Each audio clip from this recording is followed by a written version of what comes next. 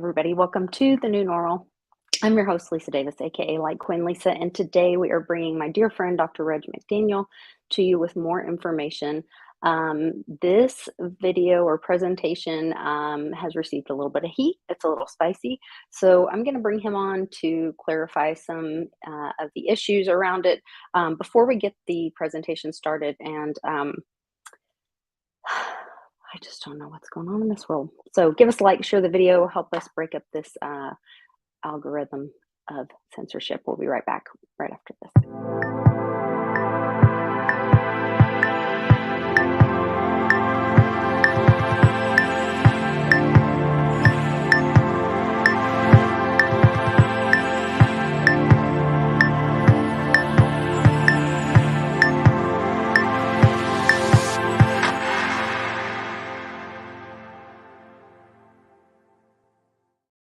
Welcome back, Dr. McDaniel. Thanks for joining us today.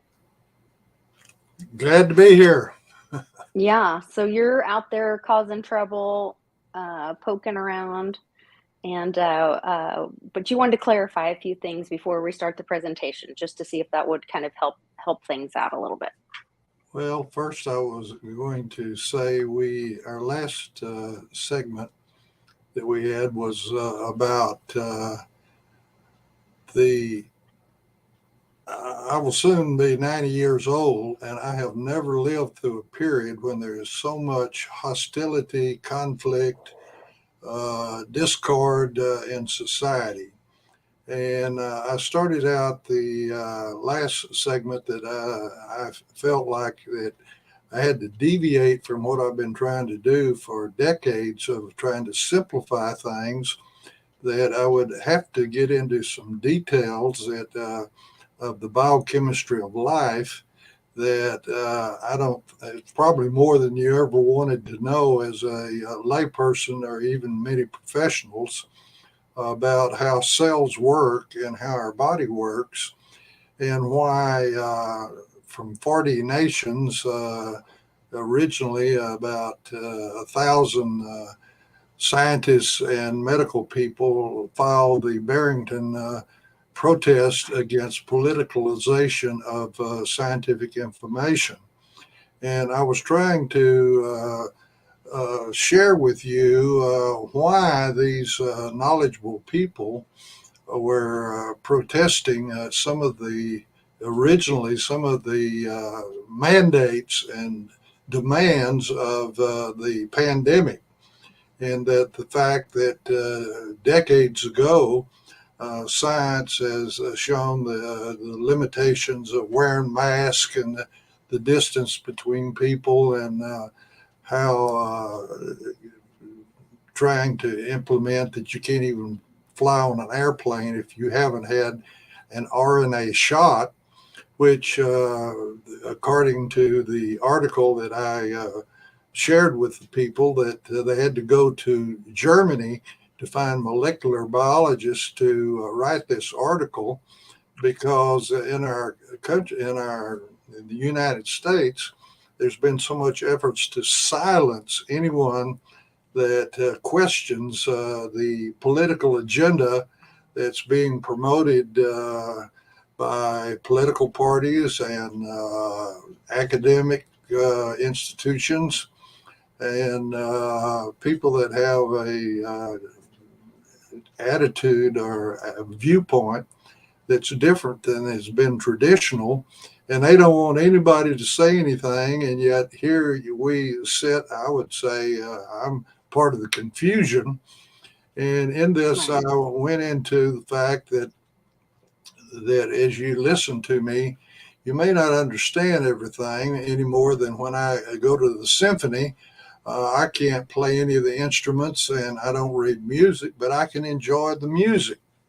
And I hope that as we went through this, that you hear the quote, if you will, the intricate engineering and design of life that is present in cells, that those that are knowledgeable say that there are people ignoring well-established scientific facts and twisting them or ignoring them to develop agendas that have no reality involved whatsoever. And we're kind of continuing in that vein because I've been around a long time and I have never heard anybody talking about sexual dysphoria. And Mhm. that's getting kicked around. And I will point out that it makes a difference when people start saying things that have absolutely no basis of truth to them. That a professor at a community college in San Antonio, Texas, has been giving lectures in biology for 20 years, and he put on the screen the karyotype or the chromosomes in the cells of a female and that of a male, and pointed out in the position 23 that females have two X chromosomes and that Right. males have an X and Y, tiny little Y chromosome. And that's the difference between males and females. Well, four students bolted out of his lecture, went to the university to protest him doing this because they're part of the agenda that you can determine your sex by however you feel or want today.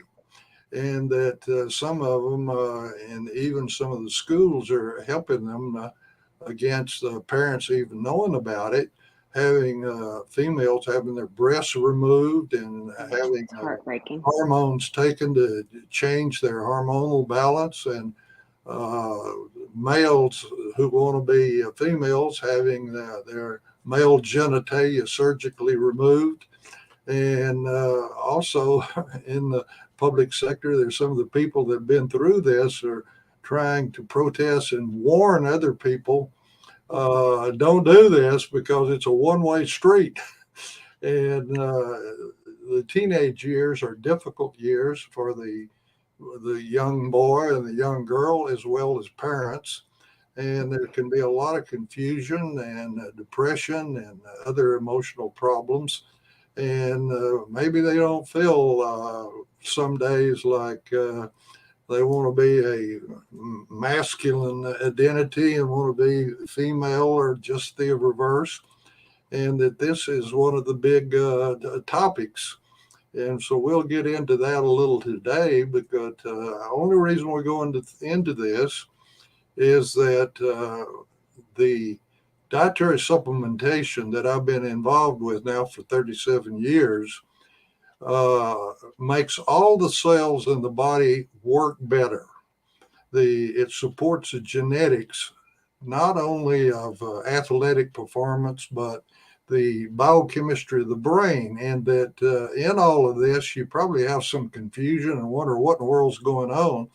Well, I think that something can help you be uh, balanced in your listening to all this confusion is that optimal nutrition is available by the ingredients in New England, New Eden, that we talk about as putting back into the diet nutrient molecules that used to be common in the family garden and orchard on plants growing on soil with up to 70 trace minerals, and that you allowed the produce to ripen on the plant so that the genes in the plant could put the nutrient molecules in the produce that our genes call for to make the cells work better. And so you can think better.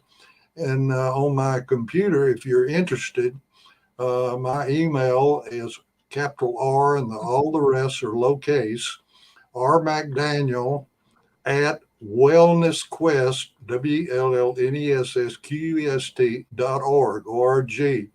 And I have on my computer, I'll send you 26 published papers that show and support that people think better and can evaluate information with optimal nutrition that we've been talking about for many sessions. And so, with that, we'll go into this thing that's in the public sector that you would get the impression that every child going to school is being threatened by this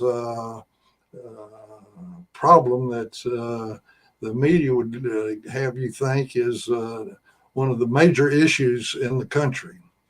Now, in this first slide, that I point out what I've been telling you, but on Columbia Broadcasting System TV, a medical expert was brought on that was expert in the area of sexual dysphoria. And the main thing I would say this expert pointed out is that in the media, you would think that this was a major population problem for influencing millions of people. But she pointed out that only 58 surgical procedures had been done in the 58 states to alter the anatomy of a male or female to cross over, and that we're talking about less than 1% of the population. And also, it was pointed out that there have been a low incidence of these problems for decades, but all of a sudden it's on center stage. But it's a very emotionally loaded subject, particularly for parents, when they find out that there are teachers in the public school system trying to help these young teenagers with this transformation of their sexual identity without the parents even knowing about it. And that, as I alluded to a few minutes ago, there have been some individuals that had this done, and now they've gotten older and more mature, and they wish they hadn't done it, but it's a one-way street. But it's a very emotional issue.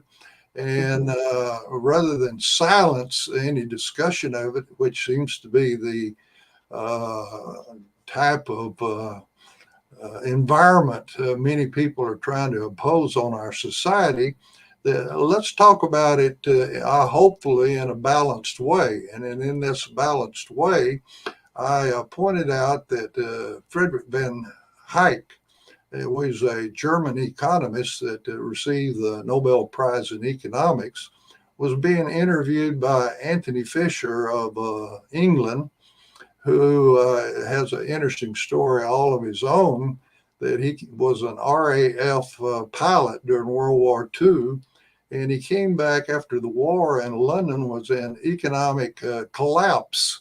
However, his family had a few acres in England, and he started raising chickens. And eventually, as he expanded, he became the biggest producer of fowl, turkeys, geese, chickens, you name it, in the European common market. And he finally sold out to a public company, and he was filthy rich. And he realized when he read a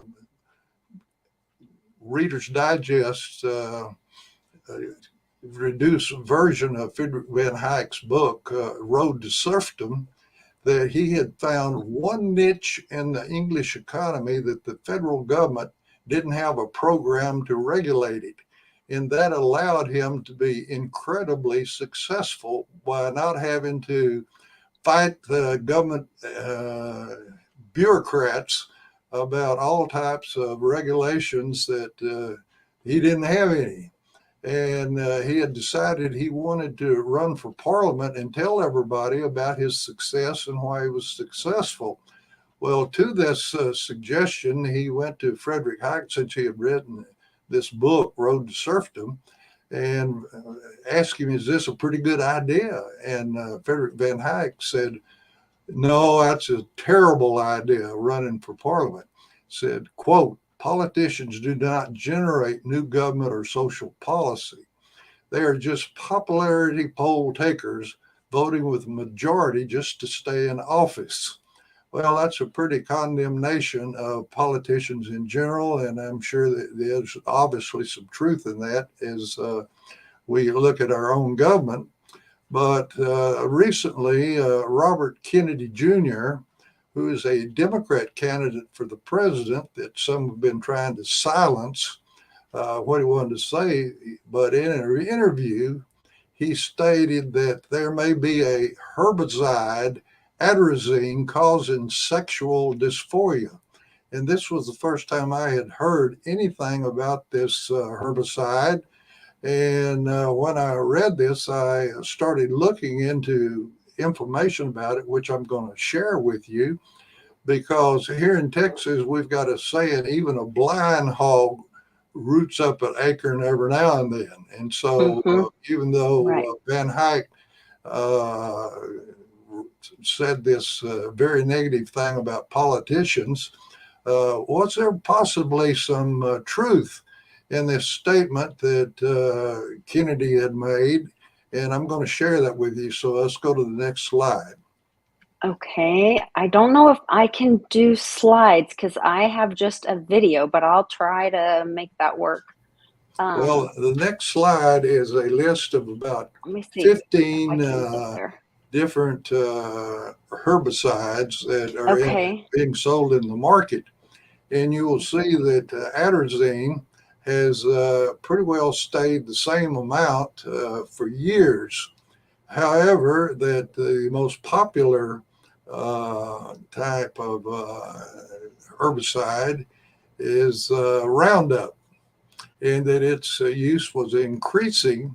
However, recently the company Monsanto that makes Roundup has announced that they're going to quit making it because of the vast number of lawsuits that have been made against the company, because it has been shown that Roundup alters, pardon me, the biochemistry to foster many cases of cancer.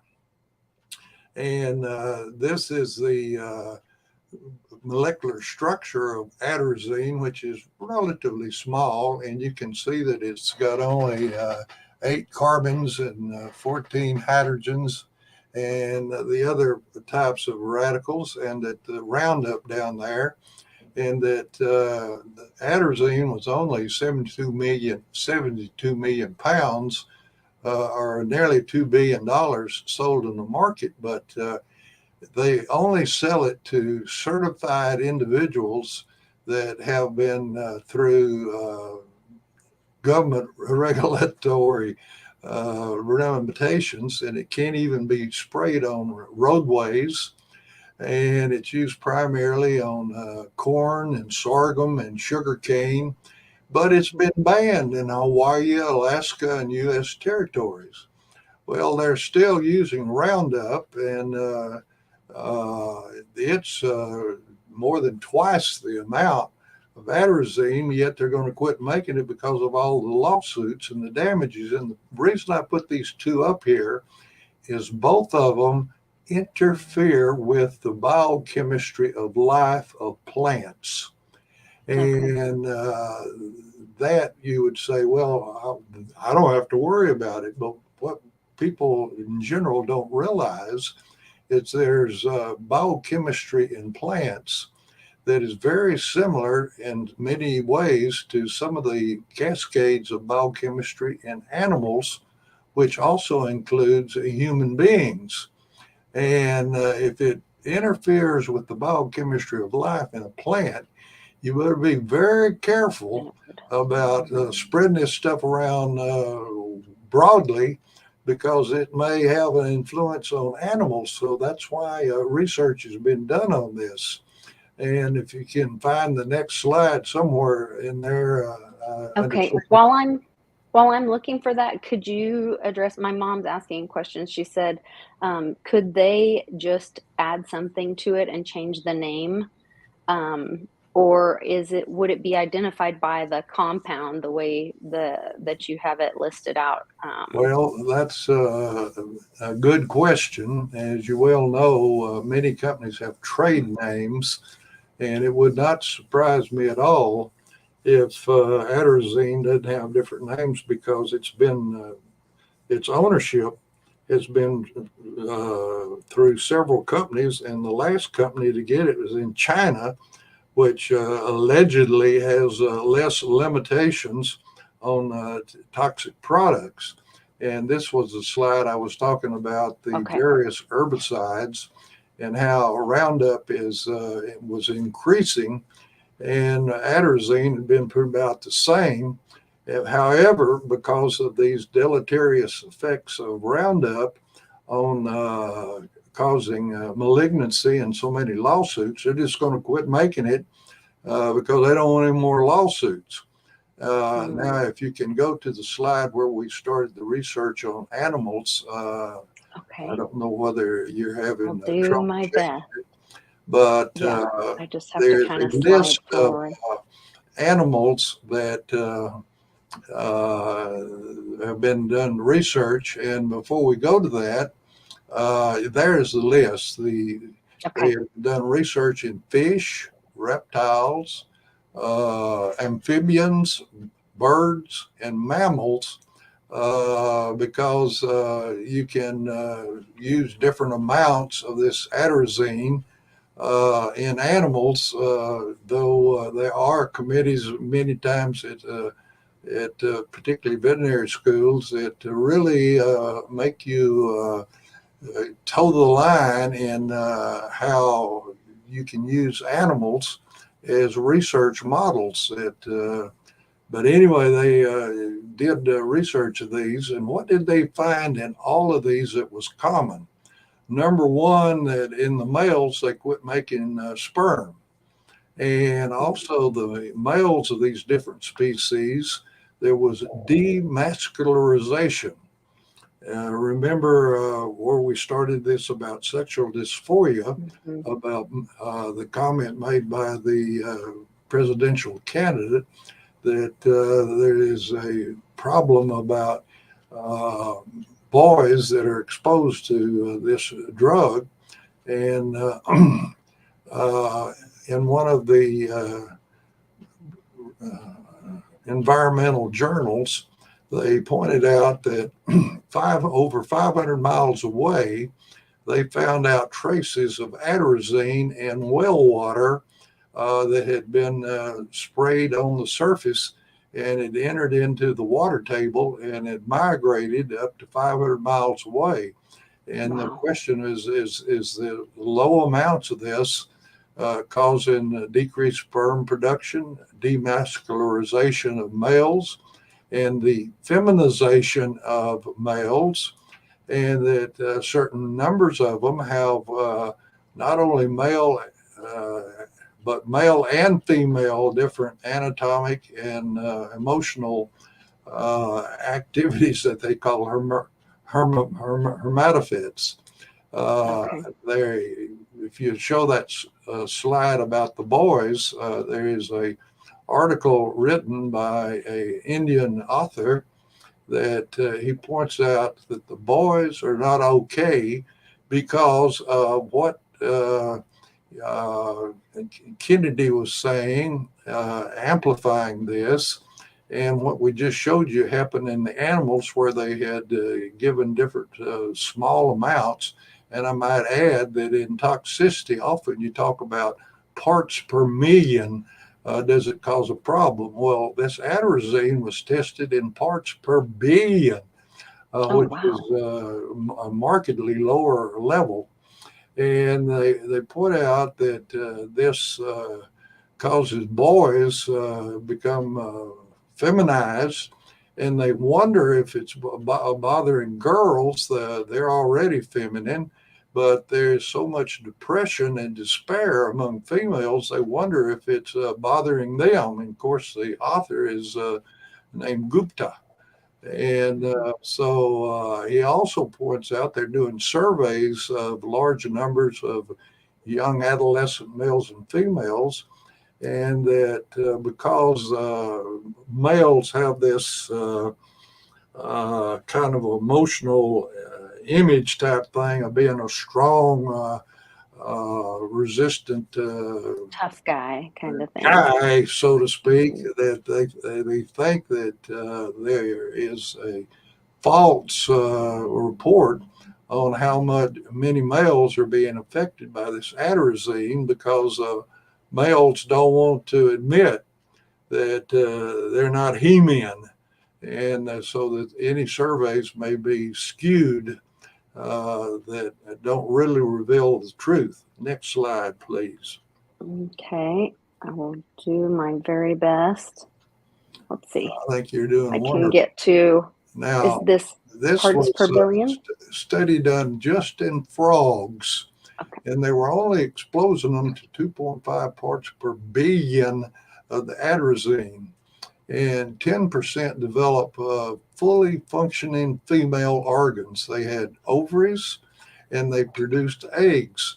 And furthermore, these frogs, that when you took their parenchymal cells and analyzed the genetic makeup, they were still males. They had the little X chromosome of a male. However, Or they Y, you produced mean these, Y, pardon me? right? They had the Y chromosome, Yes, they had the right? Y chromosome, Okay. yet they had ovaries and were producing eggs, and they mated with male frogs and produced what appeared to be young polywogs that, as far as I could tell, were normal. But as I said, they were still their bodies or the with the little Y chromosome. But that's just 10% of them. What happened about the other 90% of the male frogs that were exposed to 2.5 parts per billion of this herbicide? Well, they found out even those that didn't turn into females, that they had low testosterone levels, that their male genitalia decreased in size. They did not mate with female frogs. They had reduced sperm counts in the males. That the fertility, obviously, of the frogs was reduced. And even the male frogs developed their larynx like a female. And as you well know, even in male humans, females do not have tend to have the bass voice or lower voice of males, and you can pretty well listen and tell if a voice is that of a female or a male because of the way the larynx develops. Well, they went even further into what in the world is going on to cause all of these. Well, in the biochemistry of the male and female, that in the male there is a enzyme called aromatase, and this aromatase converts male hormones to estrogens, which are high in the females. So this atrazine is working against aromatase and causing the males to have more estrogen, just like females, than the testosterone. And so this is really getting into the biochemistry of how this herbicide is affecting not only animals, but human beings. And possibly there is some truth to this Democrat presidential candidate, that some are trying to silence him because they don't want to hear anything opposite to their agenda of that wide diversity of our population is one of the ideals, and that an individual may want to be a female, or a female want to be a boy, but ignore the biochemistry and the genetics of what makes males and females. I had mentioned before that in that Journal of Environmental Health Perspectives in 1997, that they were able to detect this atrazine over 500 miles away in the water table in Kentucky. Next slide, please. And we have a comment asked, or a question asking, is this similar to Agent Orange? And a comment saying easier to control the population, similar to the studies from Nazi Germany using fluoride, things like that. I Well, wonder if you have some comments about that. apparently Jim Montgomery has got a brain that's functioning pretty well to ask that question, Mhm. because I do have some interaction with individuals from Vietnam that were involved with Agent Orange. And apparently, it does not affect aromatase and Mhm. cause changes of males to females. However, the Agent Orange does. Uh, it's I'm trying to think of its key molecule, but it Mhm. is very prone to bind to nucleic acids, which is the structure of our genes. And the Agent Orange creates leukemias, lymphomas, and other malignancies, in addition to general upset of the biochemistry of the body.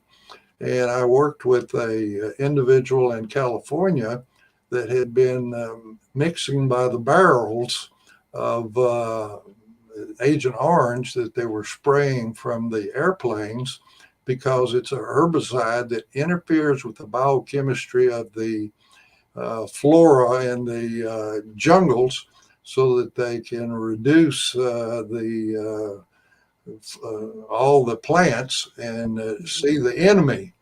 And this was so potent that he had to be sent to a MASH hospital, because it influenced his liver so bad that he was having uncontrolled bleeding. Oh And my he was goodness. uh, retired from the service, and gave a history of terrible uh, emotional and physical disabilities for years. And he had found that he could take Daphnia, which is a little single uh, molecule that they use in toxicology studies in the field, that they take a sample of water, say in a stream, and put it with in a cylinder, and put this little Daphnia in it, and see if they live or die.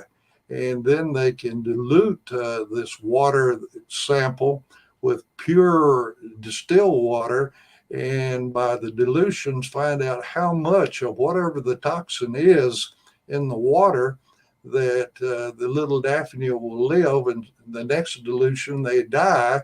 And they can then go, say, come to the laboratory and use high pressure liquid chromatography to try to trace down what it is in this that's killing the little organisms called Daphnia.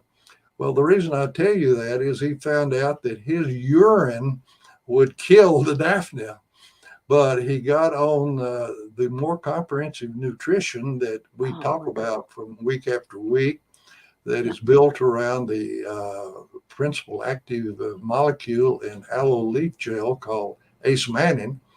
And he started feeling better, and he would test his urine against the Daphnia, and eventually his urine didn't kill the Daphnia as his clinical improvement improved.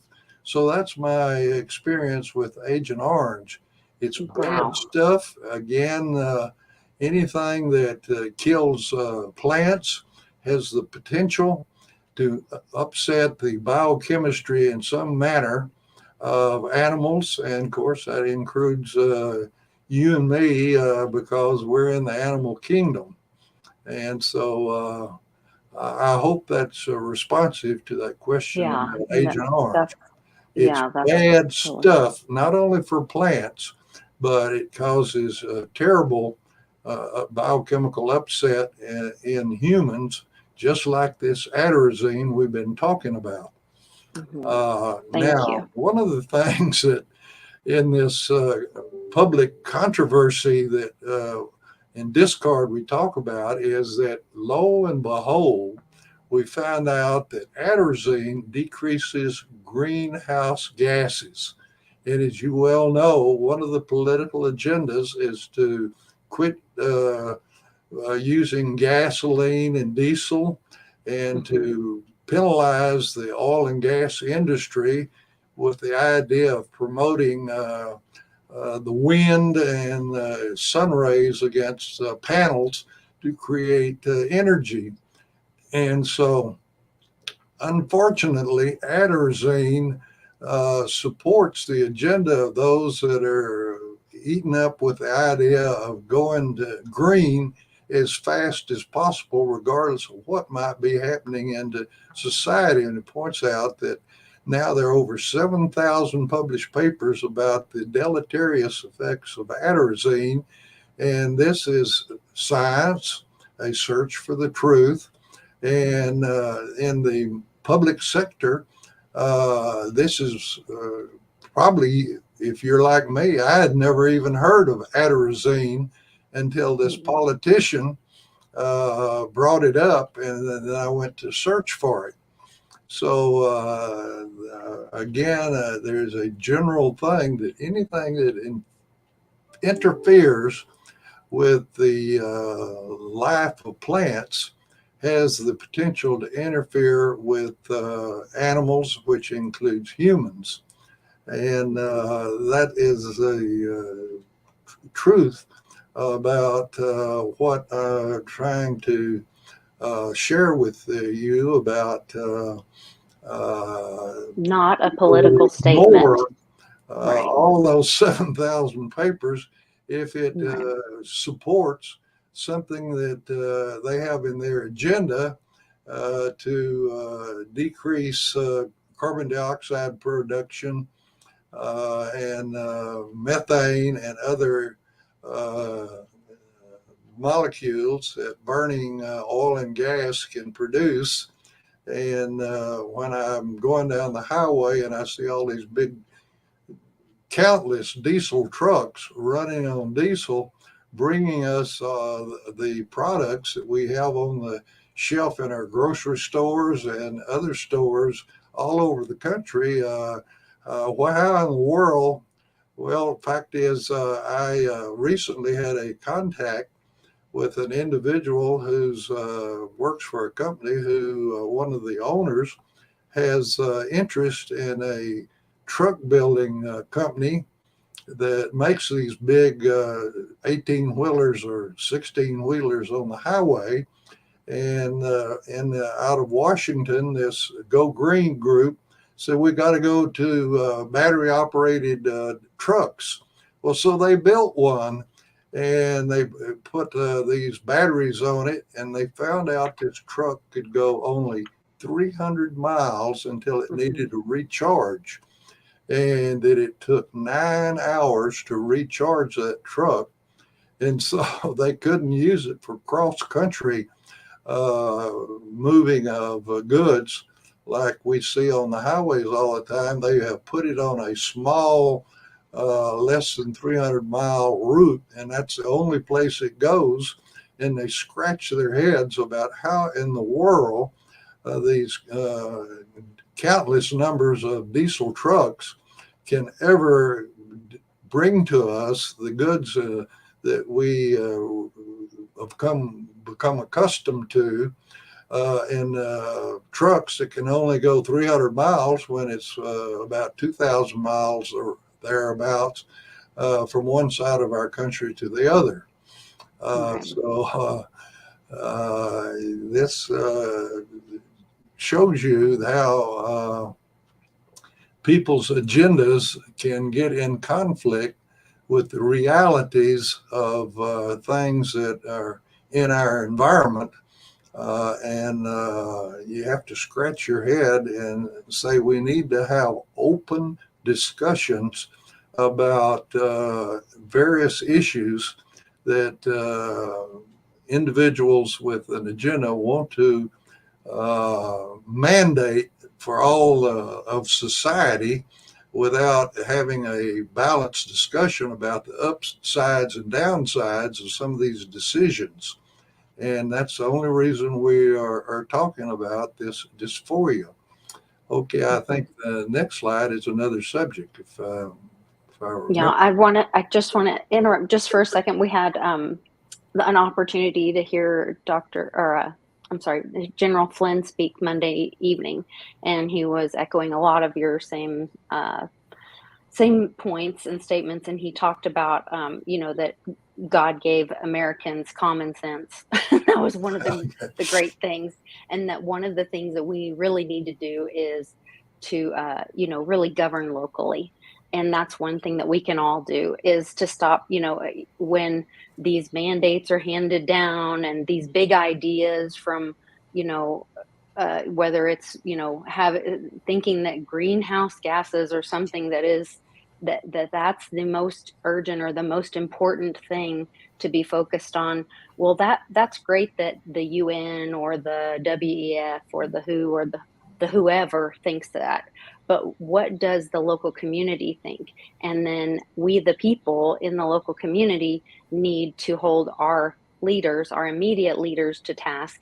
And when Joe Biden or anybody else in some authority position sends us, General Flynn said, tell him to send us an invoice. When Joe Biden sends your governor an invoice for the next bill to Ukraine, to send Ukraine money, tell him, send me an invoice and we'll think about it. And I thought, that is what we need to do, because us being told and having our wealth and our energy being stolen from us and being bossed around, we're tired of it. And we need to say enough and not be told what to believe anymore. We're all intelligent enough to critically think about these things and make decisions for ourselves and not be told what to believe. And I think that's where it's got to turn around and stop politicizing science, like you're saying. It's facts, critical thinking, um, and that's where education's just gotten turned on its head as well. So um, it was a great speech, and I shared that for people on my Patreon channel as well. There's a post with all of those interviews on there as well. But um, just exactly what you're saying. So just wanted to echo that. Well, thank you for those comments, because they add to why our last lecture and also this one are trying to put in front of everybody elements of truth that should be talked about and discussed on both sides. And sometimes there are three or more sides to issues, rather than what's going on in the country, trying to suppress anybody that doesn't dance to the tune of somebody's agenda. And I pointed out that one of the reasons I cited Kennedy is that in the Congress, they even tried to silence him in some of his discussion of some of these issues, Mm-hmm. that we should talk about it. But this next subject is not as much in controversy, but behind the scenes, there are those very upset about our new cell phones being 5G. And it has to, that 5G has to do with the frequencies at which our computers, and in particular our cell phones, are warning. And it's difficult for me to talk about energy and frequencies, because you can't see energy, you can see what it does. Right. But we kind of ignore that, right? If you stick your arms up in the air, wherever you are, right in the air, there are frequencies that radios across the country on different stations are sending auditory information, that if you have a radio, you can pick it up, but it's right here in the air around us on the frequency that you tune in on the radio to that station. Well, it doesn't stop there. In the air around each of us, there are television frequencies, multiple frequencies for multiple channels that are just a little different frequency that you can tune into, whether you want CNN or whether you want Newsmax, depending on which channel. We're surrounded by them. But even more important about frequencies is that energy can't be really seen, and most of our discussion of it is that Einstein developed, and you see it on a lot of people's T-shirts, E equal mc squared, and the E stands for energy, and the M stands for mass, and that's substances on the composition of matter chart that we'll show here in a minute. And then the C stands for the speed of light, which is a large number. Fact is, 186,000 miles per second is the speed of light. You can use that, and if you square it, you get 34,596,999,000. That's 506 million, and the 999,000 is the number. And if you use it in meters, you can see how large that number is. That it's just pointing out that when you see on TV a explosion of an atomic or hydrogen bomb, and the big cloud going up in the air, and maybe if you know anything about it at all, that the high temperature and the destruction of that happens anywhere near where it was exploded, that you're seeing the amount of mass of uranium or plutonium very quickly with a charge of dynamite to get it uh, to explode, converted to energy. And there's a huge amount of energy, and that the amount of mass they used to say was about the size of a refrigerator, but now they've improved it to where it's no larger mass than, say, a washing machine or a dishwasher. And all of a sudden it's converted to energy, and multiple frequencies are done. And we tend to forget that the energy on Earth comes primarily from the sun, and it's a very narrow blue-green frequency that hits chlorophyll in the leaf of a grass or a leaf of a tree. And then the magic of, I call it magic, of photosynthesis happens inside that leaf with that energy, that the carbon and carbon dioxide, which we breathe out every time we breathe out from our body, and it's also in fermented things like making beer and bread, this CO2, that the carbon in there is hooked to another carbon to make a molecular chain. And that's the product of photosynthesis. And this frequency that's coming from the sun that hits the chlorophyll, they can take a little bit of this energy and put it in the bond between each carbon in the chain. And lo and behold, in the plant, this chain of carbon has other molecules added to it to make amino acids, and it's the basic skeleton of carbon atoms that make fatty acids and also carbohydrates. And those are the principal things that make up our structure of our body, our atomic, and also its function. So we are living in a world of frequencies, and we kind of ignore it, just like the TV in the air or the radio in the air around us.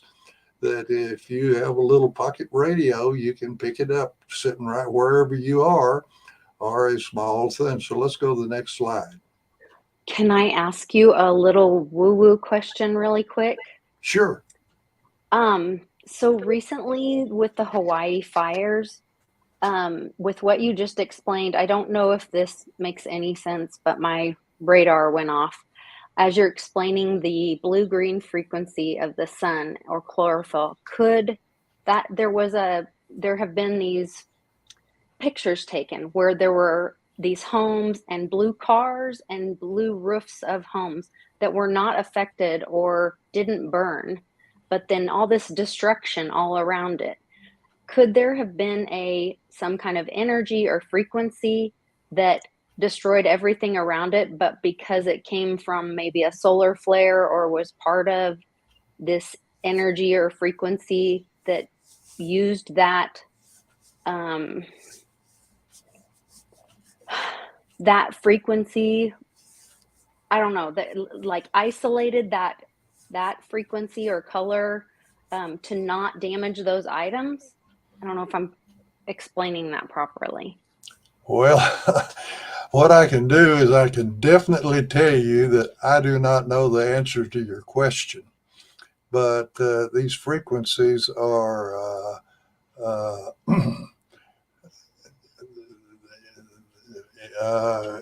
that's interesting. They said that blue roofs weren't destroyed in Hawaii. And blue cars. I have no idea of why this, because if I recall, that was a storm and water and wind.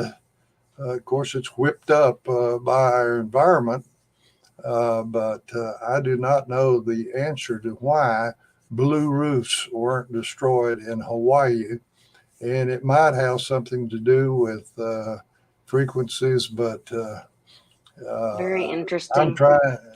I'm Okay. talking about something that is very much around us and is a common experience.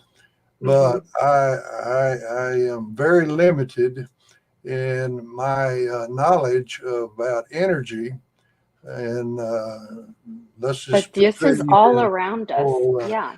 kind of share my ignorance with you about energy, No, but but you're sharing a lot also of what's around us. yeah, try to get Hmm. across that frequencies are with us, whether we Hmm. know it or understand it or not. And we're very Very dependent interesting. upon frequencies and we use them. And this thing about our cell phones raises some significant health questions that we'll now Definitely. proceed to try to get there. Now, this Very is interesting. a electromagnetic spectrum, and this is how they define energy, about how the rise of this line there. You see them; they go from very broad to very high frequency, and Hmm. that radio is to the left. The frequencies of the radio, and you get down and you see the color. It's a very narrow zone Right. of Hmm. light coming from the sun, which appears to us as white. But as we will see, if you take that light from the sun or from any white light source and put a prism on it, you can find out that white light goes from red to blue, and that's what our retina can sense. So all of this broad spectrum of frequencies, all the way up to the right, which gets to the generation of electricity and atomic plants, that we are very limited in our ability to sense frequencies that are just in that little narrow zone there.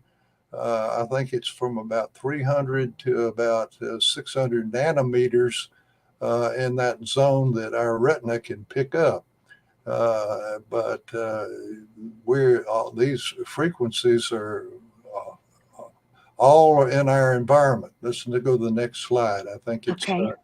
it shifts the frequency Oh, uh, map. to our retina. Yeah. There we go. So what this shows is a white light going into a prism, and Hmm. as the light goes through the prism, it just every little bit of the frequencies that make up the light are bent just a little bit until you see the red, the yellow, the green, the blue that constitute what is actually in the white light that comes from the sun, and that this very narrow little frequency in the blue-green area hits chlorophyll to start photosynthesis, which is so important a source of energy here on Earth. Next slide. but that's what we can There we see. go. Now, Yes. this reverses the wavelength spectrum of electromagnetic spectrum, and that the increasing wavelengths in length go to the right, and the increasing frequency goes to the left. And if you remember, the radio is there on the right, and then AM and FM radios, and then your microwave in the kitchen. Then you get to infrared, and then that very narrow little zone there that is expanded to show the visible spectrum that our retina can detect. That's the natural transducer, you might call it, or organ that can detect frequencies. And then way over to the other, we get to the atomic plants. But as I was saying, the blue is 400 nanometers, whereas that's in meters up above. This is very narrow, and it goes to the red to 700 nanometers. And this is part of what our environment all around us. So we live in a world of frequencies. Next slide. Mm-hmm. Let's see. Yeah. The area there where we have the red arrows is the electromotive force region for all cell phones. And the cell phones have been developed that they were at a frequency that was only able to transport voice and audio, and that was the G1. But as we progressed with our cell phones to where we had smartphones, they changed the frequencies to in this zone of microwaves and radios to G3s and 4s primarily. And of course, now we got the G5. And this wavelength, right there, we show the scientific symbol for energy of a wave.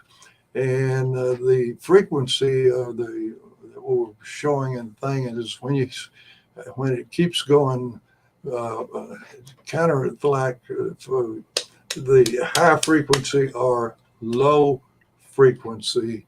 What they're giving a symbol there that you would see on a screen if you could see it. Just trying to talk to you about something that I'm limited in my ability to even communicate. Next slide. No, this is great. Yeah, this is really interesting. Let's see. Let's see. It's taken just a second to pop up. Like it's showing it on the bottom, but it takes just a second. Okay. EMF, the invisible hazard. Anyway, there's an article by Martina Zhang that points out that in 1970, Motorola came out with the cordless handheld cell phone, which is G1 electromotive force on those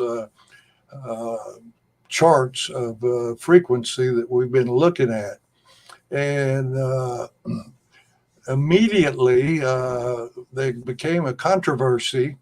And as you might expect, that the companies that made cell phones said there's no health problem. However, independent experts disagreed. And this is, they said that even this G1 was causing infertility, neuropsychiatric impact in some people. And as we went to the G2 and 3, I particularly remember seeing in magazines and scientific journals that where you held the cell phone up to the side of your head, that in the brain, right in that area, they would show a malignant tumor developed in the brain under where you had your phone, that they could show them in these scans, and that these frequencies were stimulating our cells and causing inflammatory response in the body, which can cause fatigue and foggy thinking. What we're talking about is, you're probably aware that if you cross time zones, like flying to Germany, you may feel kind of confused for a day or two until you adjust to the time zone there. But it's upsetting to the biochemistry of the body. And there are some people in our society that these cell phones, they were saying, were causing terrible upset. Well, my wife and I were up in Oklahoma and found out that a wife of one of her cousins had been to California to a nationwide medical meeting about people that were scared to death of this G5 frequency because G4 was giving them problems, and they were saying that they were having depression and foggy minds from even these smart meters that are hooked up to houses that they no longer have. The electrical company, service company, doesn't have to go and look at the meter and find out what the dial shows that you use as electricity for the last month to calculate your bill. That over the line, by frequencies, they could read the amount of electricity in The this smart smart meter. meter, and which is wonderful technology. But apparently, some people say that having this in their home, that they were fine before they had this smart meter, but now they have all these problems, and it causes allergies and uh, the function of the brain is the mind. And in this function of the mind, that there is upsetting activities that we don't think so well. And I might add again that time and time again, we found out some of these people, if they take more comprehensive nutrition as is available in what we have these lectures about of New Eden, where we put back into the food chain, restore molecules that used to be in the family garden or orchard on plants that matured and produce these trace plant-made nutrients called phytonutrients that our cells call for to optimally make bioactive compounds that run the function of our brain and all the cells in our body and all the systems. Now, next slide, please.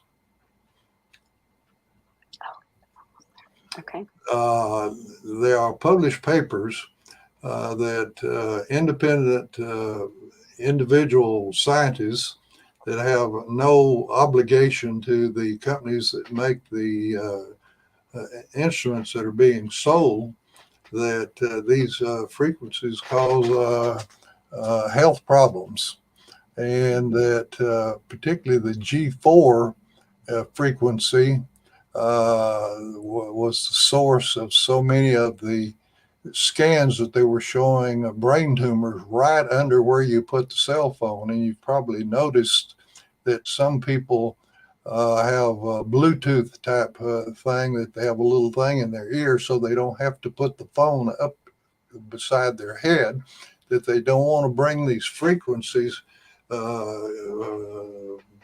focused on your ear and the area of the brain under the ear. Also, independent Swedish researchers did a report that in 10 years of their surveying, that they felt like that 10 years of using a cell phone can increase the risk for brain tumors if you use a phone that you lift up to your ear. Now, Wow. G5 is different from G1, 2, and 3 frequency. It's a shorter wave frequency on that electromotive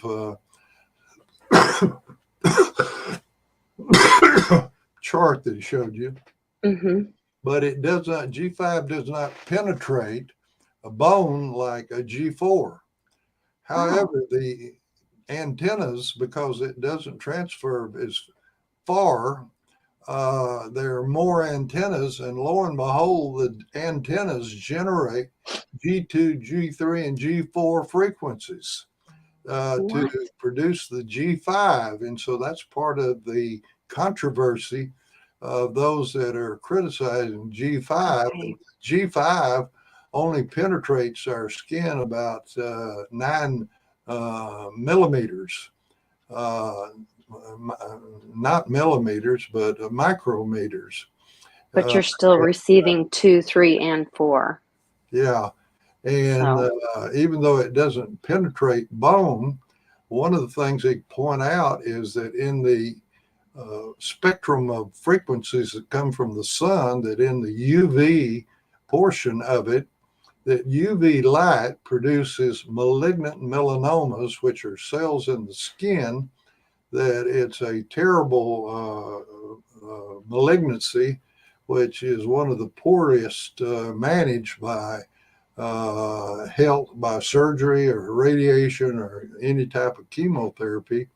And if the frequency for UV light causes melanomas, they're really concerned about the G5, even though it doesn't penetrate into the bone, causing skin cancers. Well, the bottom line of this is that I'm just trying to lay out here what is known and not known, what is worried about, and how there is a controversy between those that have an agenda, the people that want to produce them and sell them, say there's no problem. Well, the people that are using them and turn to independent scientists say, yes, there are some problems, and here's the evidence of it. And the bottom line to this fumbling with frequencies that I put in front of you as best I can is that medical science does not know if the G5 cell phones, which are the number one things that are being sold, because you can send more information on this G5 phone than you can on the G1, 2, 3, and 4. It just handles digital information better than any of the previous frequencies.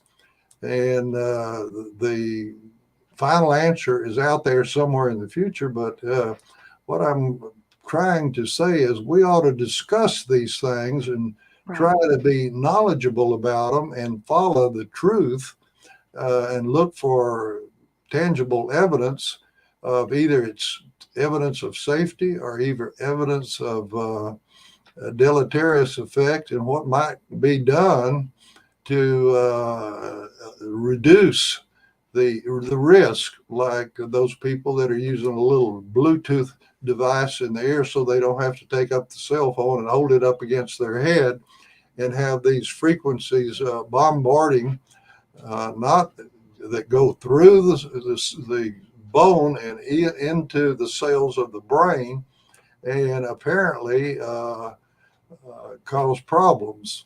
Now, I was a member that met with other physicians over in Dallas that had started back in the 1940s, that we met once a month on Saturdays at one of the hotels.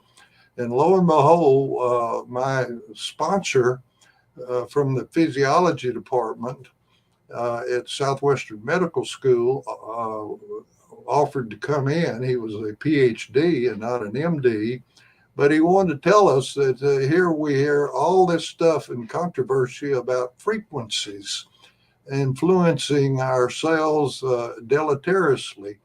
And what he had is he had taken organisms that were in petri dishes, bacterial organisms, and set them on the magnet for the scanners for scanning for diagnostic purposes of humans.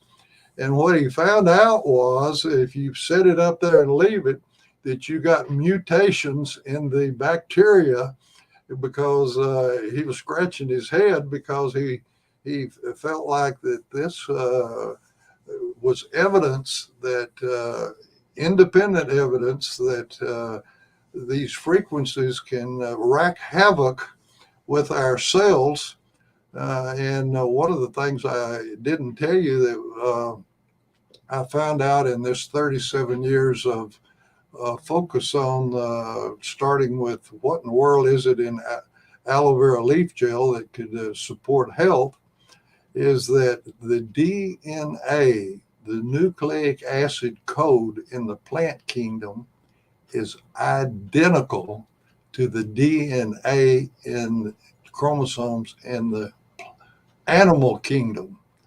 Other words, you see this DNA and the grass out there green and the leaves on the trees. The DNA that's running that plant biochemistry in life is just like the DNA in our cells. And so when there's something that causes damage to plants, it has the potential to cause damage to the DNA in our cells. And this is not healthy there's an old saying, don't mess with Mother Nature.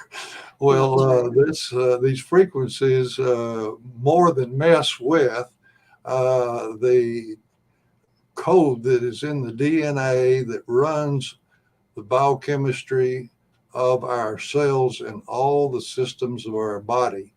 And so we need to be cautious. We need to know what's going on in the world. You have to be very cynical when you hear somebody say something. Who's paying for whatever they're doing? What are they trying to sell as an idea or sell as a product? Fact is, if you were in my kitchen, you would see that there are different kinds of seeds there. And I was reading recently that the walnuts are considered the king of all nuts because of the scientific information they know about the contributions that walnuts make to nutrition.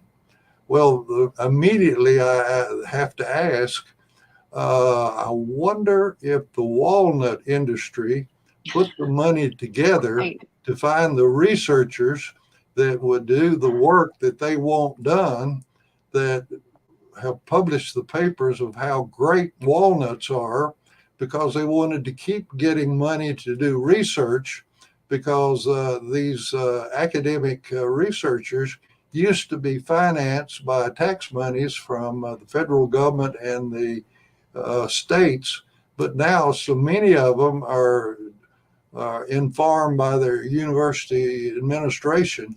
Go out and find the research sources to support your salary, your department, your graduate students. And if they go out looking for research, they know that they've got to, if somebody has some money that wants some research done, they've got to get results that that person likes if they want to keep getting money from them. So this is a problem that I wanted to put out for discussion for people to know that you need to have a certain amount of skepticism and ask questions about almost anything anybody is saying now, because there once was a time when science was considered only the search for truth. Now, time and time again, it is serving somebody's agenda that's financing the research to get what they want said in the public sector. So with that caution, I just want to end with that the New Eden that we have been working with for 37 years now, I can provide you 26 published papers that the function of the brain, the mind, is more critically supported to work better from newborns to even Alzheimer's patients when this is added to the diet. That memory and cognition in people that had lost their memory due to dementia was restored. In a medical school conducted a study down in Miami that 69% of these dementia patients got a benefit for memory and cognition, and that up in Canada, we had fetal alcohol damaged children taken away from their Aboriginal mothers, and put in foster homes, and their IQs were averaging less than 50. And I was asked to come up there and try to explain to them how, when they got on this ingredients that are in New Eden, that these children's behavior and their lack of progress in their academics and special education all of a sudden took off. And what we found out is they had added more comprehensive nutrition to their diet, built around the active molecule in aloe leaf gel, which is ace mannin, and that they were generating in these children, as well as these dementia elderly patients, millions of adult stem cells that migrate in and replace age, damaged, or poorly functioning neurons in the brain. And again, my email is capital R and then all the rest lowercase, R McDaniel, McDaniel, at wellnessquest, WELLNESSQUST.org. And if you send me this, I will send you via the web uh, the titles and the authors and a brief statement about 26 papers published. Some of them weren't friendly either. They were doing the research to try to prove that nutrition Yeah. wasn't as powerful as others had recognized. And lo and behold, they found out, sure enough, it did improve the function of the mind, or the function of the brain, which is the mind. But the most important thing is that the function of all the systems of the body, the liver, the heart, the muscles, the nervous system, the endocrine system and particularly the immune system to protect us against infections, are all work better on more comprehensive nutrition that is provided by the multiple plant molecules that are present in New Eden.